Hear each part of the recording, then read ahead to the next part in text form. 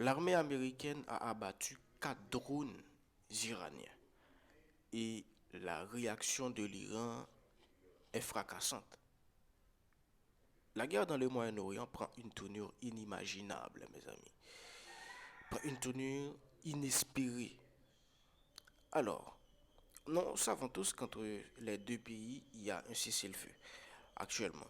Le cessez-le-feu veut dire qu'il y aura aucune attaque venant des États-Unis sur l'Iran et aucune attaque de l'Iran venant des États-Unis. Puisque les États-Unis ont abattu 4 drones iraniens. Donc ce sont des drones qui étaient en action. Vous voyez? Donc, de la part de l'Iran, on pose la question, est-ce que l'Iran a-t-il violé le cessez-le-feu?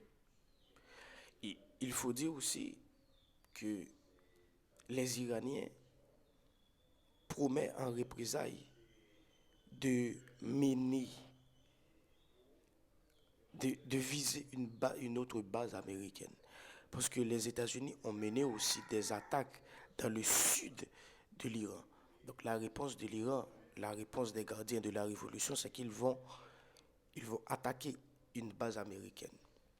Du même coup, il y a,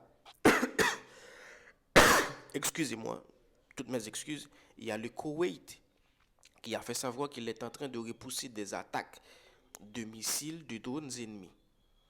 Alors, pour les États-Unis, cette action dans le sud de l'Iran est une action mesurée, uniquement défensive. Uniquement défensive, c'est-à-dire que les États-Unis sont en train de subir des attaques venant de l'Iran. Uniquement défensive et menée avec l'intention de maintenir le cessez-le-feu. Donc les États-Unis mènent des actions offensives mesurées.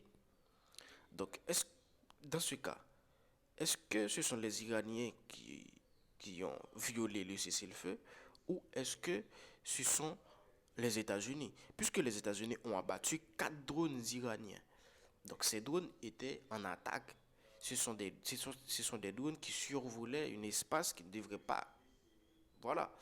Donc, les, les Iraniens promettent, surtout les gardiens de la révolution, de cibler une base américaine. Nous nous souvenons tous que les Iraniens avaient dit dans un communiqué qu'ils vont élargir la guerre. Élargir la guerre, c'est-à-dire c'est mettre, c'est venir avec la guerre sur le sol des différents alliés des États-Unis dans la région. Donc, qu'est-ce qui va se passer? On attend. On va se